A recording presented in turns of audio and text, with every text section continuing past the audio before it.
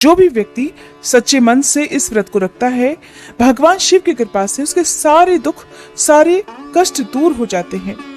प्रदोष व्रत में शाम का समय, जो कि प्रदोष काल का समय है, वो पूजा के लिए सबसे शुभ और अच्छा माना जाता है।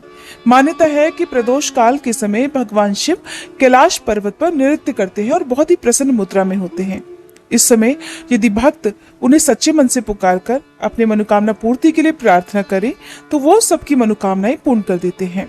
शुक्रवार के दिन पड़ने वाले प्रदोष व्रत को शुक्र प्रदोष व्रत कहा जाता है। अब जानिए शुक्र प्रदोष कथा के बारे में।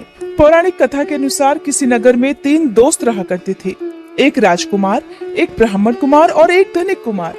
राजकुमार और ब्राह्मण कुमार विवाहित थे, जबकि धनिक कुमार का विवाह तो हो गया था, लेकिन अभी गौना शेष था। एक दिन तीनों ही मित्र स्त्रियों के बारे में बात कर रहे थे। एक कहने लगा कि स्त्री के बिना तो घर भूतों का डेरा होता है। धनिक कुमार ने ये बात सुनी तो उसने तुरंत गौना कराकर पत्नी को घर लाने का निश्चय कर लिया। उसने गौना कराने के लिए अपने माता पिता से कहा तो उन्होंने कहा कि बेटा, अभी शुक्रदेव अस्त हैं, ऐसे में गौना कराना शुभ नहीं है। लेकिन वह नहीं माना और अपनी ससुराल पहुंच गया। वहां पर उसका बहुत आदर सत्कार किया गया। जब कुछ देर बाद उसने अपने ससुराल पक्ष से कहा कि वह अपनी पत्नी को विदा कराना चाहता है, तो वहां पर भी लोगों ने उसे समझाने की कोशिश की, लेकिन वो था कि अपनी जिद पर ही अड़ा रहा। ये देखकर कन्या के माता पिता ने उसे दामाद के साथ विदा कर दिया।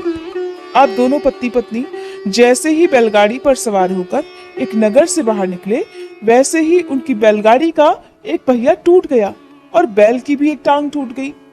धनिक कुमार और उसकी पत्नी बैलगाड़ी से गिर गए तो दोनों को चोट भी आई। किसी तरह घायल अवस्था में वे इसी तरह दर्द से कराहते हुए चलते रहे। कुछ दूर आगे बढ़े ही थे कि डाकुओं ने उन पर हमला कर दिया। उनके साथ जितना भी धन, रुपए, जेवरात आदि थे, वो सब कुछ लूट कर ले गए। जैसे तैसे वे पति पत्नी घर पहुंचे तो वहां पर धनिक कुमार को सांप ने डस लिया। वैद्य को बुलवाया गया। वैद्य ने उसकी हालत देखी तो कहने लगा कि आपका यह पुत्र तो 3 दिन में ही मर जाएगा। इस बात की सूचना जैसे ही ब्राह्मण कुमार को मिली तो वह तुरंत अपने मित्र के पास पहुंचा और उसके माता पिता से शुक्र प्रदोष व्रत रखने को कहा और धनिक पुत्र को उसकी पत्नी के साथ वापस ससुराल भेजने का सुझाव भी दिया। धनिक पुत्र ने अपने मित्र के कहे अनुसार वैसा ही किया और पत्नी को लेकर वापस ससुराल पहुंच गया।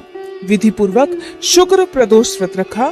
भगवान शिव की कृपा से उसकी हालत ठीक होने लगी और उसके सभी कष्ट भी दूर हो गए। फिर उसके जीवन में सुख और समृद्धि आ गई।